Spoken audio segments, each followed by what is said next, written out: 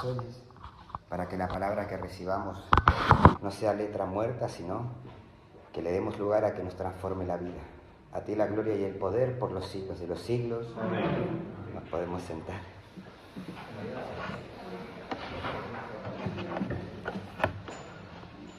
Bueno, buenas noches a todos y bienvenidos. Es una alegría inmensa verlos aquí, reunidos para adentrarnos juntos en uno de los tesoros más profundos de nuestra fe, la carta a los romanos. Sé que para muchos esta epístola puede parecer un libro intimidante, lleno de teología densa y argumentos complejos, que lo es también. Pero esta noche quiero proponerles una nueva mirada. O sea, no vamos a ver la carta a los romanos como un laberinto de ideas, sino como la obra maestra de un arquitecto divino, revelada a través de un constructor excepcional que es San Pablo. Como ven en esta primera imagen, esta carta tiene una arquitectura, un diseño preciso, una lógica profunda y sobre todo un propósito transformador. Y creo que aquí está el punto y el sentido de todo este curso, que es construir en cada uno de nosotros una fe sólida, bien cimentada, capaz de resistir las tormentas de la vida. Pues durante esta próxima hora, 45 minutos, lo que duremos, lo que vamos a hacer es recorrer juntos este plano maestro de la salvación.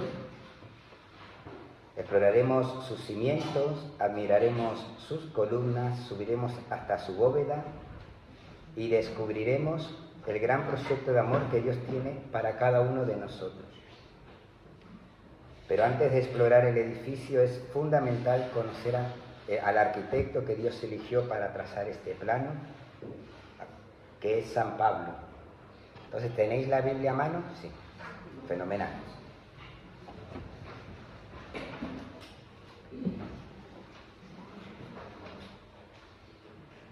En el momento en que escribe esta carta, alrededor del invierno del año 57, Pablo se encuentra en camino al final de su tercer gran viaje misionero y se presenta a sí mismo con dos títulos que definen toda su existencia: doulos y apóstolos. Doulos es una palabra griega y apóstolos también. Doulos significa siervo y apóstolos, apóstol. Siervo, ¿por qué él se llamaba siervo de Jesucristo? Pues significa mucho más que un simple trabajador. Para Pablo, ser siervo de Jesucristo es una declaración de que uno pertenece existencialmente a otro. Significa que su vida ya no le pertenece a él, sino a aquel que lo amó y se entregó por él. Es una servidumbre de amor, una dependencia total en su Señor. Y apóstol, que significa enviado, resalta que Pablo no es un filósofo que comparte sus propias ideas, es un mensajero con una misión divina. Ha visto a Cristo resucitado y ha sido comisionado por él para llevar el Evangelio al mundo. Como bien sabéis, los apóstoles eran los testigos, los que habían visto a Cristo, y a Pablo se le aparece Cristo resucitado, por eso es apóstol. Entonces, esto aparece en Romanos 1:1. Si ustedes van a la carta, es lo primero que dice, ¿no? Siervo de Cristo, apóstol. Y es súper bonito, porque cuando nosotros, me voy a ir un poco de la carta, espero que no tanto, cuando el Señor dice no se puede servir a Dios y al dinero, es que no se puede pertenecer existencialmente a dos señores. Porque servir es pertenecer existencialmente a otro. Entonces, si uno sirve al dinero, aborrece a Dios. Y si sirves a Dios, aborreces al dinero.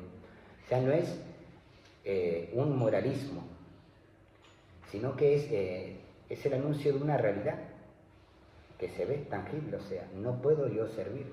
Es una cuestión de capacidad. No puedo estar con mi corazón en dos señores. Entonces siempre es bonito que Pablo comience sus cartas llamándose Dulos, siervo de Cristo. Ahora, desde Corinto dirige su mirada hacia el oeste, hacia Roma, la capital del imperio. Escribe Pablo a una comunidad que él no fundó.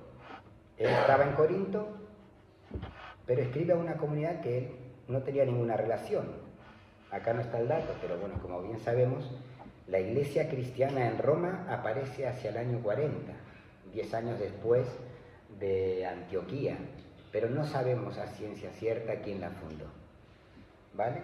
Entonces, él escribe, pero con una intención, revelar sus planes futuros. Entonces, la pregunta que nos hacemos es, ¿por qué escribe esta carta tan detallada y profunda? El propósito de este plan maestro no es principalmente corregir un error o apagar un incendio, como en otras de sus cartas. Verán a lo largo de las cartas siguientes, esta es la última que él escribe, ¿vale? Empezamos por el final. En las otras cartas sí, él se mete con las realidades concretas de la comunidad, pues porque conoce a los hermanos, la fundó él, pero en esta no, en esta él precisamente lo que intenta es hacer una síntesis teológica que ahora voy a decir, ¿no? O sea, no va a apagar los incendios propios del corazón de una comunidad, sino que va a dar razones profundas y estratégicas. ¿Cuáles son la finalidad de este plan maestro que él describe en la carta? Primero, presentar su evangelio. Quiere que la comunidad cristiana más importante del mundo conozca de su propia pluma la esencia de su evangelio, tan combatido por los judaizantes. Quiere dejar claro que la salvación es por la fe en Cristo Jesús, tanto para judíos como para gentiles. Repasamos, que me imagino que lo habéis visto con Ignacio, los judaizantes, ¿quiénes eran? Eran los judíos que habían abrazado la fe en Cristo, pero que al mismo tiempo exigían el cumplimiento de la ley mosaica. Decían, no me salvo yo solamente por creer en Cristo, sino que al mismo tiempo tengo que circuncidarme, guardar el sábado, descansar el sábado, etcétera, y otras cosas más, ¿vale? Después, ¿qué busca también con esta carta? Pues busca solidarizarse. Su corazón misionero no descansa. Sueña con llevar el Evangelio hasta los confines del mundo conocido, para ese entonces, como nuestra querida España. Para una empresa de tal magnitud sabe que no puede ir solo. Necesita que la Iglesia de Roma se convierta en su base de apoyo, para que esta misión sea una empresa eclesial de toda la Iglesia y no una aventura individual. Luego, finalmente, esta carta al final es su gran testamento teológico. Es el fruto de años de predicación, de debates, de oración y de reflexión profunda. Es el pensamiento de Pablo en su máxima madurez, una síntesis ordenada y poderosa de la fe cristiana. Y es precisamente por ser una síntesis tan madura que la carta tiene una estructura tan clara y organizada. Veamos ahora el plano general de este majestuoso edificio. No os preocupéis, si queréis le pueden hacer fotos, pero yo tanto lo que digo aquí, lo que tengo escrito, como esto se los paso, ¿vale? Pero como decía mi querido profesor Antonio Rodríguez Carmona, que me ha hecho llorar con San Pablo, por eso bien enamorado de San Pablo, espero que descanse en paz él. Dice, la única manera de conocer a Pablo es leyendo y releyendo sus cartas. Entonces, se lo digo como sugerencia. Yo les daré el PowerPoint, los apuntes, pero hay que meterse en las cartas, leerlas y releerlas. Muy bien. Como toda gran catedral, la carta a los romanos tiene un plano que nos guía y nos permite apreciar la belleza del conjunto. Esta estructura que he cogido la tomo del gran exégeta Leonet, que es un sacerdote jesuita francés, que nos va a ayudar a ver esta estructura clara, dividida en tres partes principales, que pueden visualizarse aquí en el diagrama. Lo primero que tenemos es el exordio, ¿vale? Que es el pórtico de entrada, capítulo 1, del versículo 1 al 17. Por eso les decía que es importante por ahí tener la Biblia, pero bueno, igual sale todo, está detallado en la escritura ya. Esta es la entrada monumental. Aquí Pablo saluda, da gracias por la fe de los romanos y lo más importante, coloca la tesis y piedra angular de todo el edificio. En apenas 2 versículos nos dará la clave para entender toda la carta. Luego, el cuerpo de la carta, lo que sería la nave central, va del capítulo 1, versículo 18, hacia el capítulo 15, versículo 13. Este es el gran espacio donde se desarrolla toda la argumentación. Podemos verlo dividido en 2 alas majestuosas. El cuerpo A y el cuerpo B, vamos a llamarlos, ¿vale? La primera parte es la parte doctrinal que va del capítulo 1, versículo 18, al capítulo 11, versículo 36. Aquí se colocan los cimientos y se levanta la estructura principal de nuestra fe. Pablo nos explicará quiénes somos, qué ha hecho Dios por nosotros y cómo funciona su plan de salvación. En la segunda parte, que es la parte parenética, esta palabra parenética simplemente significa exhortación, ¿vale? Igual lo dejé claro, las implicaciones prácticas de la doctrina, que esta parte va del capítulo 12 hacia el final ya de la carta, capítulo 15, versículo 13. Aquí, una vez construida la casa, Pablo nos enseña cómo debemos vivir dentro de ella. La doctrina no es para almacenarla en la cabecita, sino para transformar la vida. Entonces, luego termina con una conclusión, que es como el atrio de despedida, ¿no? Y finalmente llegamos al atrio de salida. Aquí Pablo comparte sus planes de viaje, envía saludos personales y cierra toda su obra con una gloriosa alabanza a Dios, una doxología final. Entonces sería bueno que por ahí, luego en casa, cuando leáis la carta, un poco tengáis presente esto, ¿vale? Ahora que hemos visto el plano completo, vamos a acercarnos a la entrada para examinar la piedra angular sobre la que se sostiene todo este majestuoso edificio. En los versículos, en el capítulo 1, versículos 16 y 17, Pablo nos entrega la tesis de toda la carta. Es la idea central, la afirmación que pasará los siguientes capítulos demostrando. Vamos a escuchar sus palabras con atención y emoción, porque aquí late el corazón de su evangelio. Dice Pablo: no me avergüenzo del evangelio, porque es fuerza de Dios ordenada a la salvación para todo el que cree, del judío primero y también del griego, pues en él la justicia de Dios se revela de fe en fe, como está escrito: el justo vive de la fe. Estas palabras son el fundamento de todo.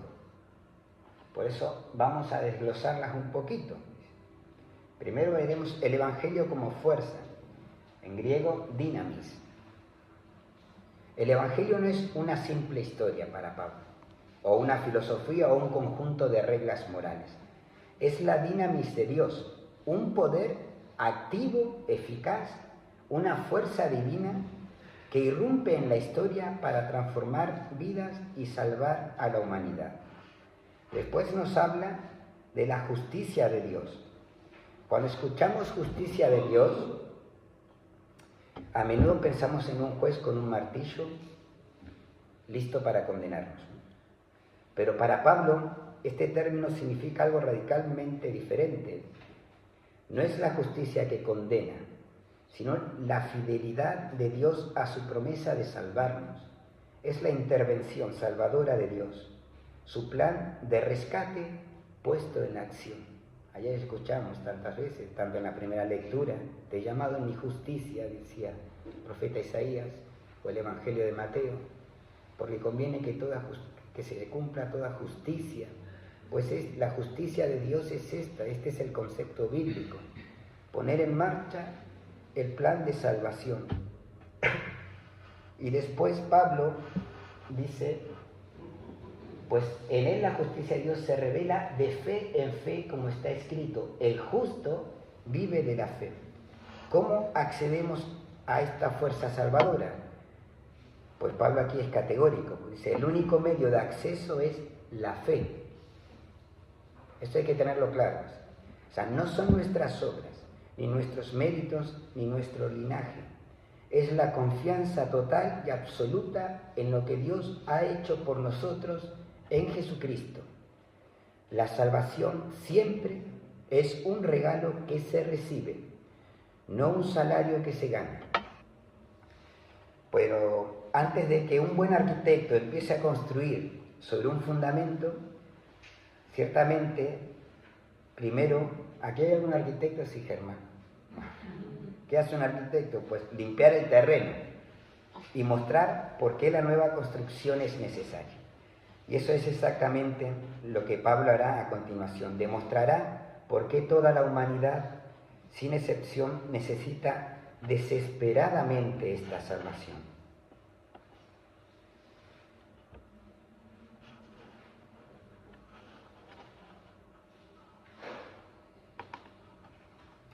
Pues en esta primera sección de la parte doctrinal, Pablo actúa como un médico sabio que realiza un diagnóstico honesto y universal de la condición humana. Su objetivo es demostrar que todos, como decía ayer en la segunda palabra, como decía Pedro en la palabra, que todos, sin excepción, estamos enfermos y necesitamos un Salvador. Pues para ello analiza a los dos grandes grupos de la humanidad. Entonces, el primero, lo tenéis ahí, el fracaso de los gentiles. Estamos recién en el capítulo 1, y son 15, así que ánimo. Capítulo 1, versículos 18 al 32. Pablo aquí argumenta que el mundo pagano, los gentiles, no pueden excusarse. Aunque no tenían la ley de Moisés, tenían la revelación de Dios en la belleza y el orden de la creación. Sin embargo, no le dieron gloria ni gracias. Su pecado primordial fue la idolatría. Cambiaron la gloria del Dios incorruptible por imágenes de hombres y animales. Este acto de darle la espalda a Dios, dice Pablo, los sumergió en una espiral de autodestrucción moral. Aquí la frase Dios los entrega, cuando leáis el texto aparecerá, es clave, porque no significa que Dios los empuja a los gentiles al mal, sino que respeta su terrible elección y permite que vengan sobre ellos las consecuencias naturales de su alejamiento. El segundo punto, o el segundo grupo que representa a la humanidad, pues son los judíos. Y aquí habla del fracaso de los judíos. Pero aquí ya sí que nos adentramos en el capítulo 2, del versículo 1 al capítulo 3, versículo 8. Se pregunta Pablo, ¿qué hay del pueblo judío? Porque ellos tenían grandes privilegios. La elección, la alianza, la ley, la circuncisión. Pero Pablo advierte que estos privilegios no son un pasaporte automático a la salvación. Al juzgar a los gentiles por los mismos pecados que ellos también cometían, se estaban condenando a sí mismos. La verdadera circuncisión, dice Pablo, la que agrada a Dios, no es la externa, la de la carne, sino la del corazón según el Espíritu y no según la letra. Así llega Pablo pues a su conclusión universal, capítulo 3, del versículo 9 al 20. Tanto judíos como gentiles, todos están bajo el pecado. Nadie puede alcanzar la justicia por sus propios medios. ¿Para qué sirve la ley entonces? La ley no salva. La ley, si hay algún legalista aquí o moralista, la ley es como una radiografía. No cura la enfermedad, pero nos muestra claramente dónde está la fractura La ley nos da el conocimiento del pecado y nos hace conscientes de nuestra absoluta necesidad de un Redentor.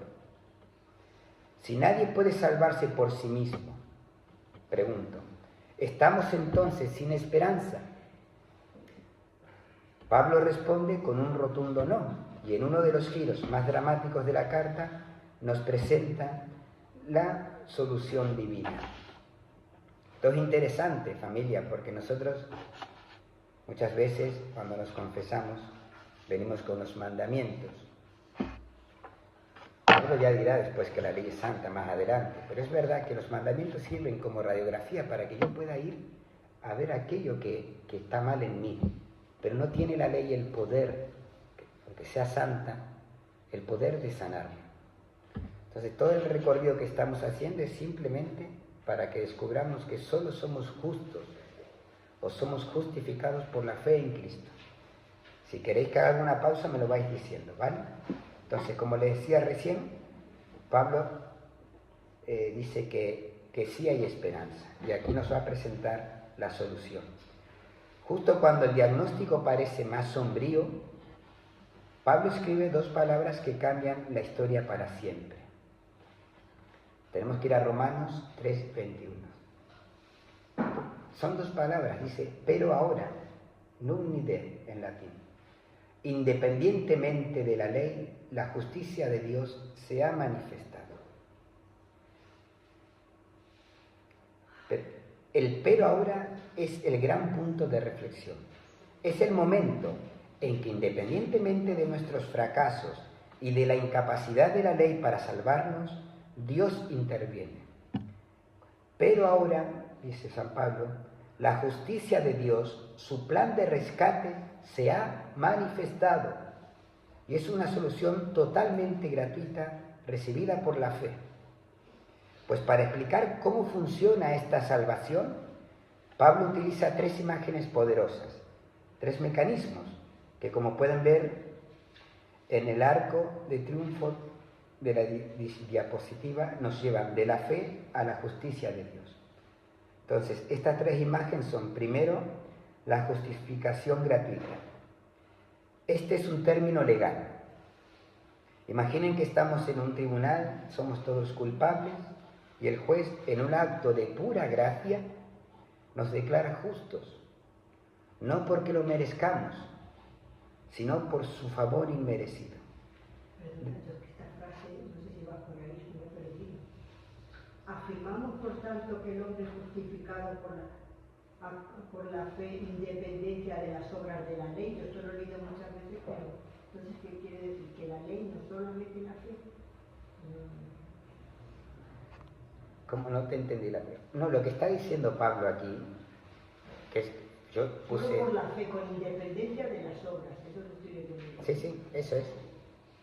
Y con independencia de la ley. Ahora llegaré, que la ley... No, porque vamos a ver, lo que dije antes, cuando él habla del fracaso de los judíos, lo dije recién, ¿no? Que ellos creían que simplemente en el cumplimiento de la ley eran salvos, pero no, al final la ley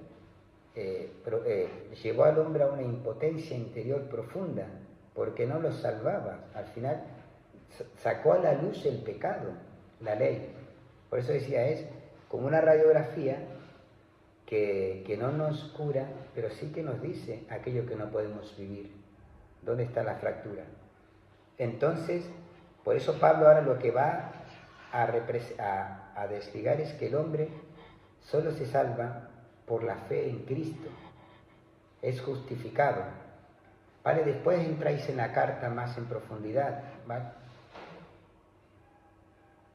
Él está haciendo presente que ahora, el ahora es el kairos, ¿no? El tiempo oportuno. El pero ahora es súper importante, ¿no? Ahora ya se ha manifestado la justicia de Dios, o sea, este plan de rescate que tiene Dios para todo hombre, que es a través de su Hijo Jesucristo. Entonces, pero para presentar cómo es la salvación, él la presenta de esta manera, primero como una justificación gratuita, ¿vale? Después, es verdad que si nosotros nos adentramos en el texto, Lo que pasa es que no terminaríamos más si nos ponemos a leer toda la carta. Está ahí en el capítulo 3 del versículo 23 al 26. También se nos va a hablar de redención.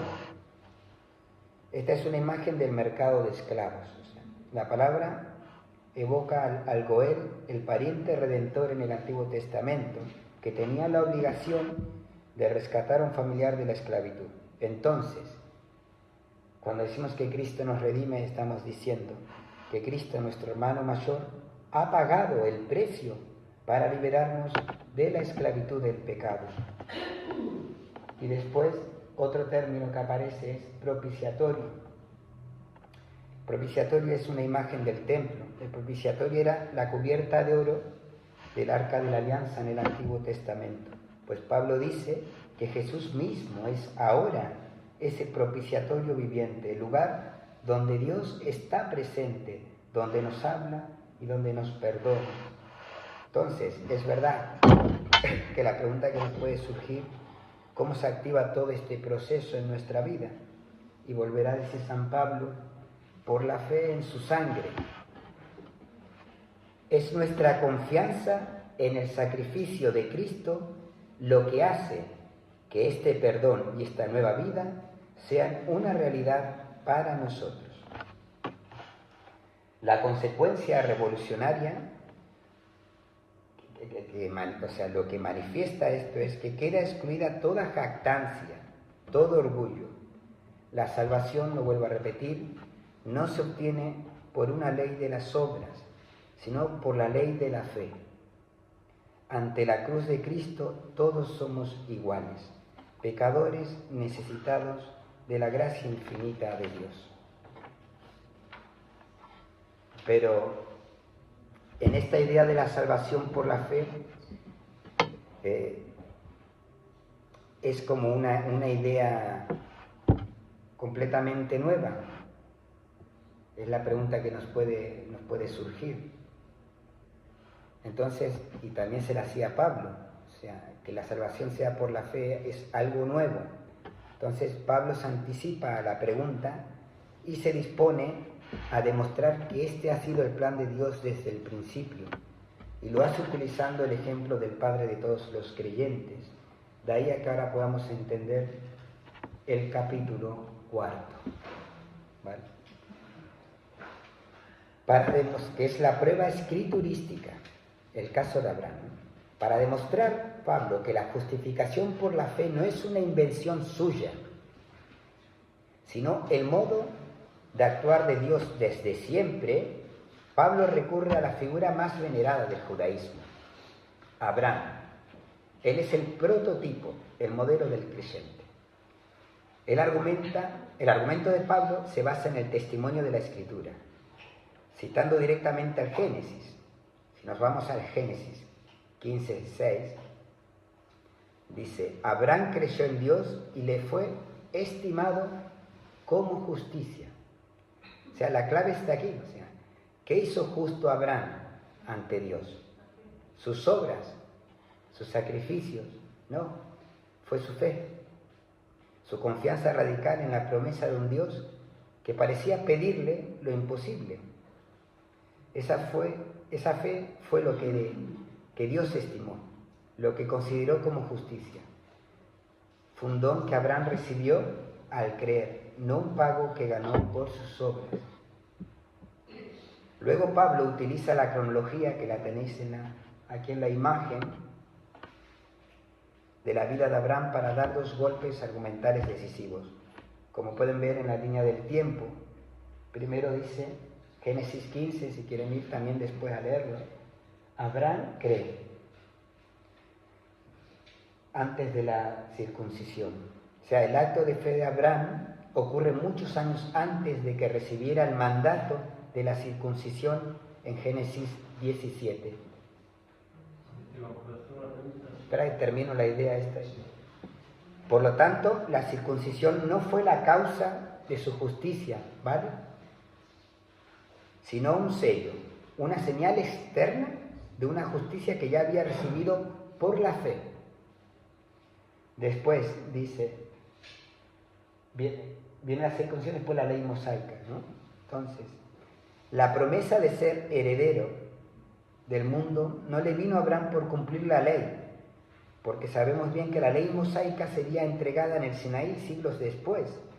La promesa vino por la justicia de la fe.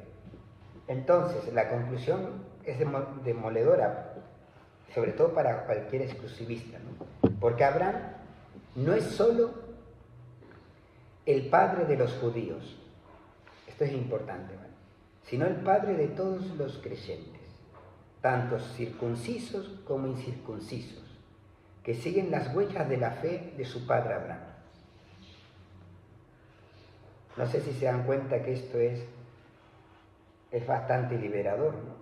Porque nuestra pertenencia a la familia de Dios, como vemos, no depende de nuestra genealogía o de nuestros rituales, sino de seguir las mismas huellas de fe que nuestro padre Abraham.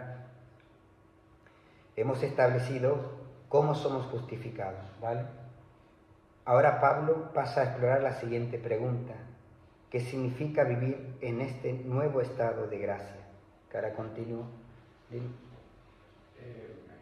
La justificación de la salvación solo por la fe no es muy parecido a la doctrina protestante, que siempre ellos defienden que lo que nos salva es simplemente, o es salva él, es simplemente la fe, no las actos, ni sus obras, ni nada. No, yo ahora estoy presentando la carta de Pablo que le escribe en el año 57 a una comunidad que vivía una realidad concreta, ¿verdad? Los especialistas número uno, ¿saben quiénes son?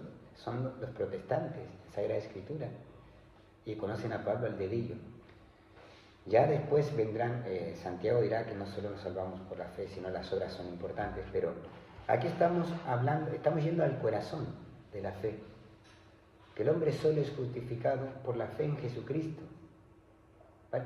Que la salvación es un regalo, es un don, que no nos lleva a la salvación el cumplimiento de la ley, porque no podemos vivirla, no la podemos cumplir.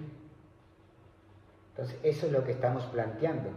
Él, claro, para responder, pone el pues que sabía que le iban a atacar, pone el ejemplo de Abraham, que fue justificado por la fe. Después vino la circuncisión, luego vino la ley mosaica. Pero a él solamente le valió en justicia. Dice, Abraham creyó en Dios y le fue estimado como justicia. Esa confianza, un Dios que se le aparece, le dice, deja tu parentela y tu tierra, ponte en camino a la tierra que yo te mostraré. Y confió, y se puso en camino, ¿vale? Estamos hablando de cómo somos salvados, pero ahora iremos profundizando, tú no te preocupes. Es una pregunta que está bien para el siglo XXI, pero estamos ahora en el siglo I, pero que no está desactualizada, es palabra de Dios. La belleza de esta carta es que nos revela el corazón de nuestra fe, por eso es una síntesis teológica, es la última que Pablo escribe. Es densa, es intensa, pero yo simplemente le estoy separando los capítulos para que cuando entren en ella no se despisten por qué Pablo pone una cosa aquí, por qué pone otra, sino que tiene una razón de ser cada capítulo. Entonces ahora, por ejemplo, vamos a pasar al capítulo 5, que ahí... Se podría entender como, o sea, porque claro, suena fuerte eso de que hay la teoría de Lutero de que solo la fe justifica, como la fe nos la manda Dios por la gracia y es gratuita, pues entonces podría decir, pues si yo tengo fe que Dios no me la ha mandado, la responsable no soy yo. Bueno, es un ejemplo, pero podría entenderse lo mismo que decía San Agustín, ama y haz lo que quieras, porque si amas no va a querer hacer ningún mal a quien ama, pues si tienes fe no vas a querer hacer ningún acto malo. No, mira, yo voy a hacer acá una... mala, ¿no? ¿Se podría entender? Hacemos un paréntesis, ¿vale? Porque si no, no vamos a ir por las ramas. Las virtudes teologales crecen juntas y disminuyen juntas. La fe, la esperanza y la caridad. Uno no puede decir que tiene fe si desespera frente a las circunstancias de la vida y si no ama. El que ama cree y vive con esperanza. ¿Cuál era el problema de los protestantes? Que hicieron una interpretación un poco errónea. ¿Por qué? porque ahora no les voy a dar una charla sobre Lutero, pero sí que Lutero, si es verdad que él directamente identificó la concupiscencia, que es lo que queda después de que es borrado el pecado original, como el pecado original. Cuando ellos dicen que solo la fe salva, están diciendo en realidad que que yo tengo que estar atento a la venida de Cristo, pero que la naturaleza está rota. Nosotros cuando estamos diciendo aquí, metiéndonos en la carta de San Pablo, porque es que tenemos que seguir avanzando, por eso no lo entendemos, estamos yendo todavía, es que la fe me da acceso a la vida de Dios, que realmente transforma mi vida. No es que, por eso creemos en los protestantes, no existen los santos o no existe la posibilidad de experimentar el cielo, de vivir la vida de Dios, porque la naturaleza no está herida, está corrompida totalmente, y nosotros creemos que está herida, que está inclinada al mal, pero que recibimos a Jesucristo y Él nos santifica, nos va transformando interiormente. Por eso en los santos vemos la esperanza cumplida de que ellos que han creído en Cristo realmente han sido salvados y realmente viven, gustan y hacen presente a Dios en este mundo.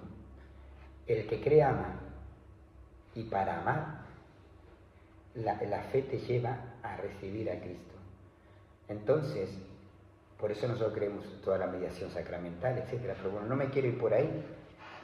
Lo que vamos ahora, que es importante, después de decir, porque es que, claro, es compleja. Es que yo dije, Enrique, 1 hora, la carta a los romanos, yo estuve meses. Nosotros hemos llegado aquí, en esta, tenemos que ir para atrás, ¿vale? A la piedra, esto es lo que estamos desarrollando. Esta es la piedra angular. No me avergüenzo del Evangelio porque es fuerza de Dios. Está en la tesis de Pablo que va a desarrollar. Ordenada la salvación para todo el que cree, del judío primero y también del griego. Pues en él la justicia de Dios se revela de fe en fe. Como está escrito, el justo vive de la fe. Entonces, hemos hecho este recorrido. Hemos mirado el fracaso de los gentiles, el fracaso de los judíos, ¿no?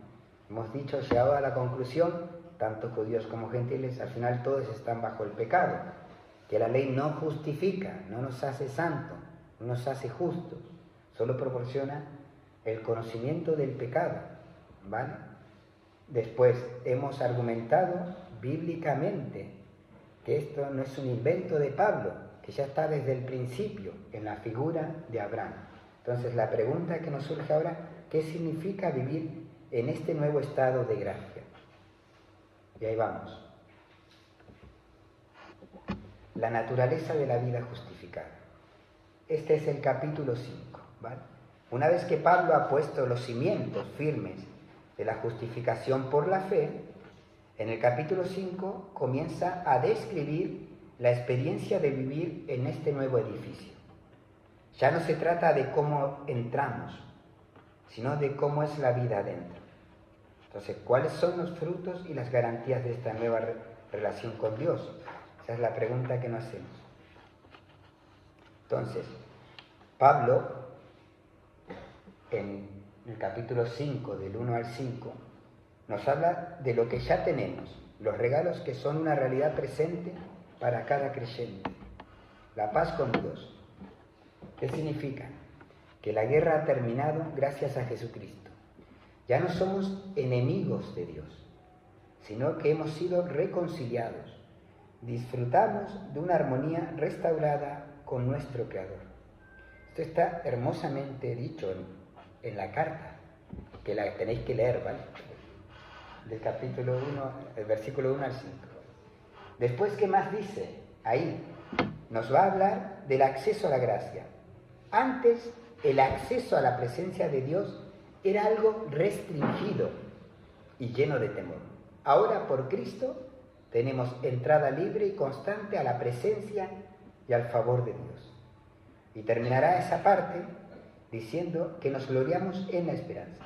Es decir, que la esperanza de los cristianos. Nuestra esperanza no es un ojalá incierto, es una certeza gozosa de que un día participaremos plenamente de la gloria de Dios.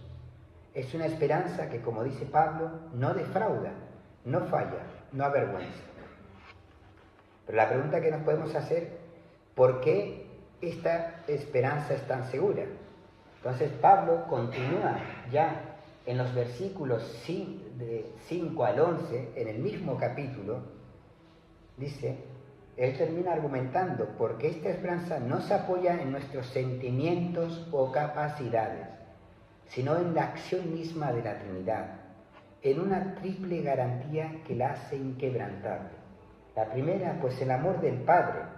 Este amor no es una idea abstracta. Yo estoy cansado de predicar, porque viene a misa conmigo, soy muy repetitivo. Este amor ha sido derramado en nuestros corazones.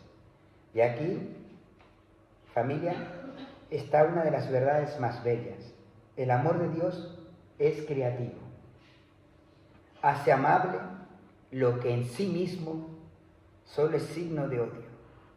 Amándonos, Dios nos hace amables, creando en nosotros la filiación que nos permite ser amados. Lo segundo que desarrolla en esos versículos habla del sacrificio del Hijo. Pablo usa un argumento irrefutable prácticamente. Si Cristo murió por nosotros cuando éramos pecadores, rebeldes y enemigos, ¿cuánto más nos salvará ahora que por su gracia somos justificados y amigos suyos? Esa es una pregunta que él se hace. Y después termina hablando de la tercera persona de la Trinidad, el que conecta al Padre y al Hijo, el Espíritu Santo. El Espíritu Santo que habita en nosotros es el sello, la garantía, el anticipo de esta nueva vida. Su presencia en nosotros es la prueba de que todo lo que Dios ha prometido se cumplirá. Esto Pablo lo desarrolla, pues precisamente en estos versículos. Esta nueva vida en Cristo, como decía, es un dinamismo tan poderoso que es capaz de revertir el trágico dinamismo del pecado y la muerte, ¿no?, que fue iniciado por el primer hombre. La palabra dinamismo sale mucho porque era una palabra que amaba Carmona, porque es una realidad dinámica, ¿vale? Es una fuerza, el pecado y la gracia, no es algo estático, ¿vale? Entonces, ahora llegamos a una de las cumbres teológicas de la carta.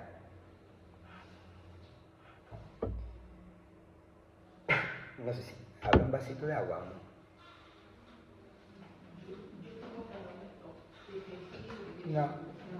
No puedo hablar con Carmen. En esta cumbre, Pablo nos presenta una visión panorámica de la historia humana, moldeada por dos figuras opuestas, Adán y Cristo. Estamos todavía en el capítulo 5.